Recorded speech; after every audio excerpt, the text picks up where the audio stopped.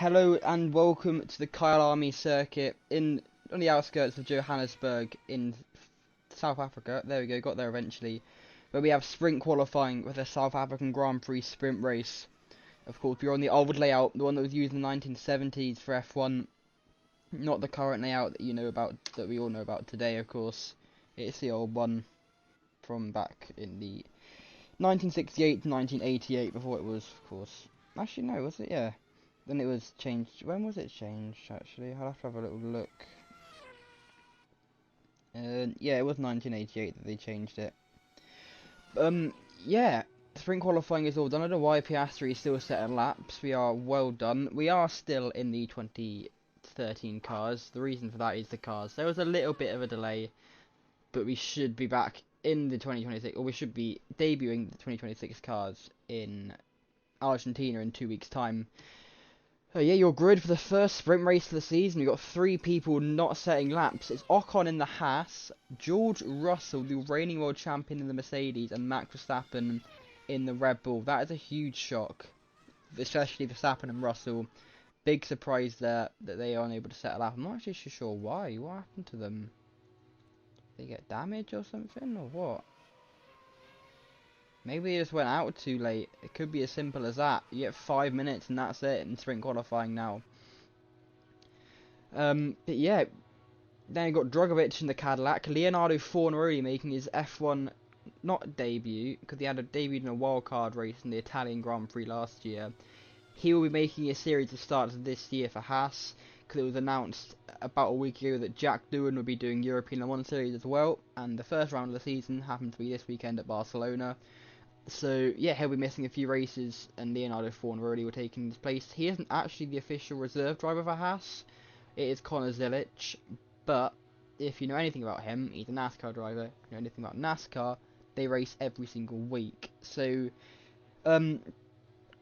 yeah, that's why he's racing instead of Zilic. Anyway, then we got Vesti in the other Cadillac, Maloney in the Aston Martin, a big surprise there. Then we got Bortoleto in the Audi, Crawford, he was so quick 2 weeks ago in Japan, so surprised to see him in 14th place. We got Sainz in 13th, Porcher in 12th, Albon in 11th, now your top 10.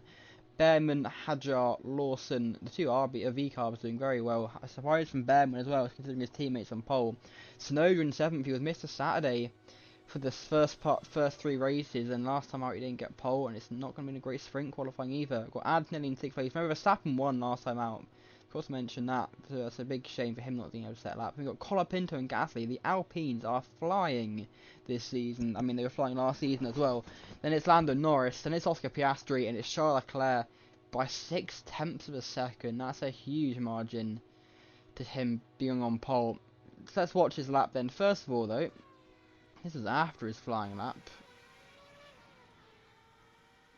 He had a big, not really a big off, but let's just have a look at it. Great camera work there, and just got on the curb and spun the car around, then tapped the wall as well with his rear left. He'd already set pole by this point, but he just kept pushing to try and extend. Unfortunately wasn't able to. Let's go on board. Rewind it a little bit. And he just gets on the curb, and the curb spits him out, spins him round. It's a kind of big hit into the wall as well. Who was just behind him? Let's have a look. It was Lando Norris. So let's go on board of Norris. See from his point of view. Starting third, of course, is the Brit. And I want to say championship leader, but to be honest, he's close not to get hit by Norris, actually. Yeah, let's watch Leclerc's pole lap.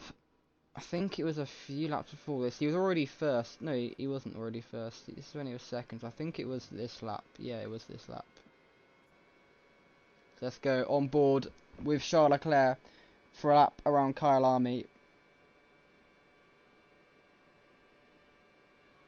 Go towards turn 1. Almost hit Norris, actually. But yeah, let's go towards turn 1. Quite a long right-hander. You carry a lot of speed through it. Then we got flat out turn 2. Turn 3 where he crashed later on. You got break actually no, you can take turn 3 flat as well. Very quick course this is. The sprint race will be very quick. It's 25 laps.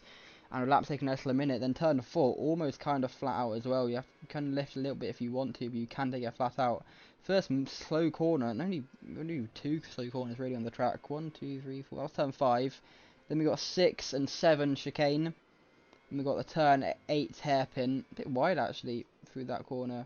But yeah, then we got the turn 8 hairpin, and the final corner, turn 9, flat out, it's the finish line, and we have 58.204 from Charles Leclerc. It's a great lap from the Monegasque driver. He'll be on pole for tomorrow's sprint race. It's a 12 PM local time, 11 AM UK time, so we'll see you then.